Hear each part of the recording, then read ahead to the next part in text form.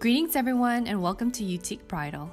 Today I'm going to show you the general process of how I made my midnight blue formal dress. I found these photos on my old computer and thought I would share.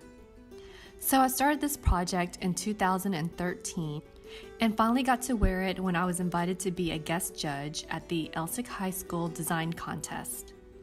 So this is the sketch of how I had imagined my dress to be. And then I asked my audience to choose a color, and the majority chose the midnight blue color. So next I cut and sewed together my muslin form. And this is usually the messiest stage for me because I'm always making changes to the muslin and the fit.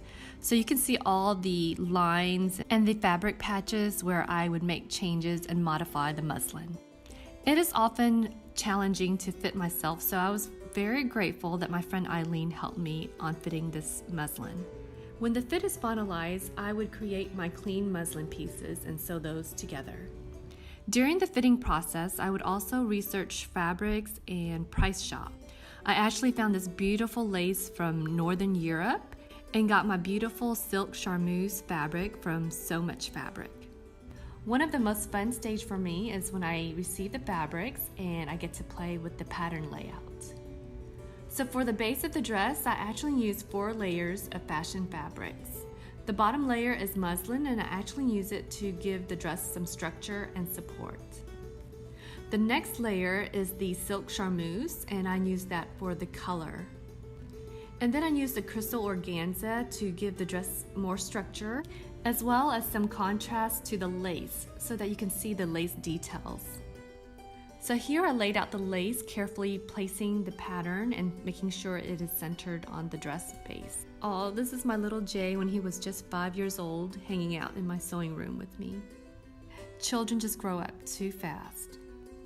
So here you'll notice a stitching pattern where I made sure the lace was secured onto the base of the dress. And where it curved at the bust, I carefully cut the lace to make sure it followed the bust curve and overlapped the lace. Now for the back of the bodice, I lined up the scalloped design along the edge of the back, and then I thread traced the seams. I also hand stitched the edge back where the lace was not attached. As for the back closure, I used a bra hook since I thought that would be the most secure option. Now for the skirt, I did thread trace the seams and then attached it together. For the skirt dart and the side seams, I actually used the same method as the bust dart. I wanted to add a ruffle hem to the skirt, so I cut out a circular pattern and sewed that onto the hem of the skirt. Once it was sewn on, I felt the ruffles were lifeless. So I sewed on some horsehair trim along the edge and it gave it some life. I also cut out some lace trimmings and attached it to the hem of the ruffles. I had cut out some more lace trimmings to add along the side of the bodice. I thought this effect would make me look slimmer since it darkens along the side of the bodice. To add some finishing touches to the dress, I had created some fabric flowers. So I cut out about 180 silk organza squares to create these lovely, delicate flowers. I embellished my dress neckline with feathers, organza flowers, some light reflecting beads so that it would add a touch of sparkle.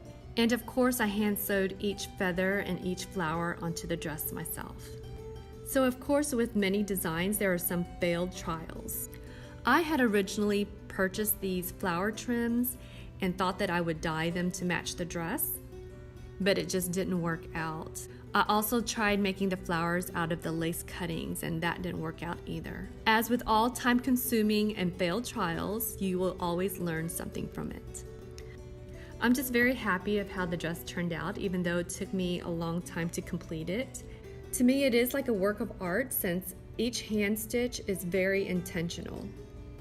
And also I completed it right in time for the high school design contest at Elsick High School. I had a fabulous time being a judge and just had so much fun with my fellow judges. Thanks to Abby and Rosalind, who gave these teens the opportunity to express themselves through design and fashion.